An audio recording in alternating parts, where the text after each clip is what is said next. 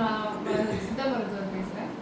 இப்போ எல்லாருக்கும் வந்து லம்பர் ஸ்பாண்டிலோசிஸ், செர்விக்கல் ஸ்பாண்டிலோசிஸ் அப்படின்னா என்னன்னா இடுப்பு எலும்பு அண்ட் செர்விக்கல் அப்படிங்கிறது கழுத்து தேய்மானம், கழுத்து ரிலேட்டட் வலி, நரம்பு வலி, கம்ப்ரெஷன் அப்படின்னு சொல்லிட்டு நிறையா கம்ப்ளைண்ட் வருது.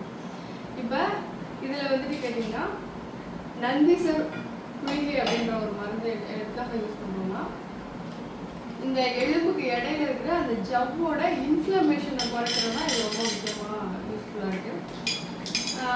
ஜவ்வோட இன்ஃப்ளமேஷன் ஸ்பைனல் கார்டு ஜவ்வுக்கு எலும்புக்கு இடையில இருக்கிற ஜவ்வோட இன்ஃப்ளமேஷன் மட்டும் இல்லாமல் அங்கே இன்ஃப்ளமேஷன் ஆனால் என்ன ஆகும்னா டைலட்டேஷன் ஆகும். போனோட லென்த் வந்து டைலட்டேஷன் ஆகும். அதர்வைஸ் அது இடையில போகிற அந்த நர்வ் வந்து கம்ப்ரெஷனும் நடக்கலாம், இல்லை ஹெர்னியேஷனும் நடக்கலாம். இதனால நம்மளுக்கு அது ரிலேட்டட் பெயின் வரும், மசில் வந்து ஸ்டிஃப்னஸ் இருக்கும், கன்ஃபியூஷன் இருக்கும், இந்த மாதிரி அதோட ரிலேட்டட் பெயின்ஸ் எல்லாம் இருக்கும். அதுக்கு இந்த மருந்து வந்து நல்லா யூஸ்ஃபுல்லாக இருக்கும்.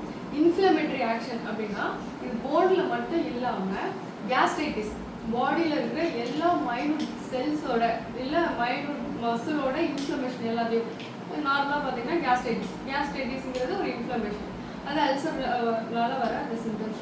இது ரிலேட்டட் இன்ஃப்ளமேஷனையும் இது குறைக்கும். இது ஒரு ஆன்டி இன்ஃப்ளமேஷன் சொல்லுவாங்க. அதர்வைஸ் பார்த்தோம்னா நம்ம பாடியில் இம்யூனிட்டியை நல்லா பூஸ்ட் பண்ணும்.